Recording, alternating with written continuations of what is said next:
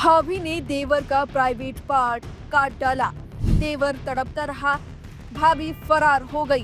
देवर ने भाभी के साथ क्या किया था?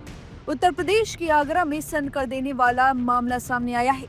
भाभी देवर जैसे पवित्र रिश्ते को कलंकित करने वाली इस पूरी वारदात में अब एंट्री हुई है दूसरे भाई की, दूसरे देवर की, जिसने उस दिन के बारे में पूरी जानकारी बताई है। साथ ही इस बात पर भी खुलासा किया है कि क्या देवर ने भाभी के साथ जबरदस्ती की थी या नहीं, या क्या भाभी अपने बहन से शादी कराना चाहती थी, इस वजह से प्राइवेट पार्ट काटा, या देवर भाभी के अवैध संबंध थे।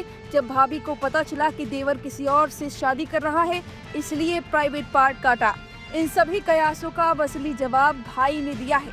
भाई ने क्या कुछ खुलासा किया वो बताएं, उससे पहले उस रात क्या हुआ था वो जान लीजिए। दरअसल दिवाली का मौका था। 28 साल के योगेश, जो हल्द्वानी की एक सीमेंट फैक्ट्री में असिस्टेंट केमिकल इंजीनियर था, दिवाली मनाने के लिए वह अपने गांव खेड़ी आड़ू लौटा था। उसी रात जब पूरा घर दीपों से जगमगाने के बाद नींद में था, तब रिश्तों के अंधेरे में एक साजिश पल रही थी। रात के करीब 2 बजे योगेश की भाभी अर्चना ने उसी कमरे में बुलाया। अब तक जो बताया जा रहा है उसके मुताबिक उसने बहाने से लालच देकर योगेश को अपने कमरे के अंदर खींच लिया। कुछ ही पल बाद कमरे के अंदर से योगेश की दिल दहला देने वाली चीख सुनाई दी। परिवार दौड़ा तो देखा योगेश लहूलुहान हालत में भागता हुआ बाहर आया। किसी को समझ नहीं आया कि आखिर हुआ क्या है, लेकिन जब सच्चाई सामने आई तो पैरों तले जमीन खिसक गई। अर्चना ने योगेश का प्राइवेट पार्ट काट डाला था। खून से लथपथ योगेश को तुरंत पुलिस की मदद से अस्पताल में ले जाया गया। हालत नाजुक देख डॉक्टरों ने दिल्ली रेफर कर दिया। पुलिस ने मौके से सबूत जुटाए, कमरे की जांच की और वहीं भाभी अर्चना मौके पर फरार हो गई। वह इस पूरे मामले पर दूसरे देवर ने बड़ा खुलासा किया है। उसने अपने भाभी के बारे में बताया है कि कैसे उन्होंने प्राइवेट पार्ट काटा है। दरअसल उस रात की बात बताते हुए देवर ने कहा, गांव में उस रात सब कुछ बिल्कुल सामान्य था। भाई कंप्यूटर पर काम कर रहा था। परिवार के बाकी लोग अपने कमरे में सो चुके थे। शाम को ही उसकी भाभी आगरा से गांव आई थी, लेकिन वो आई तो कुछ बदली हुई सी लग रही थी।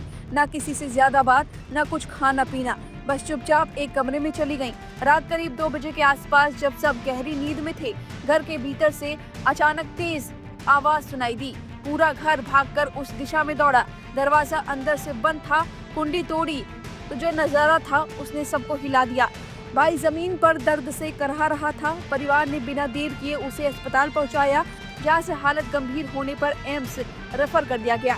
वहीं देवर द्वारा भाभी संग जबरदस्ती करने के सवाल पर पीड़ित के भाई ने कहा कि यह बात सरासर गलत है। उसने कहा उसके भाई ने भाभी संग किसी भी प्रकार की जबरदस्ती नहीं की थी। वहीं अर्चना की देवरानी का बयान सामने आया है। उसने बताया कि योगेश की शादी अर्चना अपनी छोटी बहन से करवाना चाहती थी, लेकिन परिवार ने मैनपुरी में रिश्ता तय कर दिया था। शादी नवंबर में होनी थी। शायद यही वजह है कि अर्चना को नागवार गुजरी। अब जरा सुनिए कि युवती की जेठानी ने क्या कुछ कहा। मेरे देवर सो रहे थे इस वाले रूम में, वो उधर सो रही थी मेरी दौरान। कौन सो रहे थे? कौन? मेरे देवर। क्या नाम है? उनका नाम योगेश जी? योगेश। योगेश। तो ये योगेश के साथ में जो घटना हुई है, लोग आरोप लगा रहे हैं कि उनने भाभी को जबरदस्ती पकड़ लिया था, इसलिए भाभी ने उनका लिंक काट दिया। ऐसा कुछ भी नहीं है। उसने 3-4 महीने पहले जब उनकी नौकरी लग गई, उसके बाद उस औरत ने धमकी दी है कि अगर मेरी बहनों से शादी नहीं करोगे तो तुम्हें फंसा देंगे सबको और यहाँ से लाशें उठेंगी। तो इस चक्कर में उसने ये सब करा है। जो आपके देवर हैं कहाँ नौकरी करते हैं? उत्तराखंड में। ये जो महिलाएं हैं जिसने लिंक काटा, वो कहाँ रहती हैं? वो आगरा में रहती है। इस समय कहाँ पर है?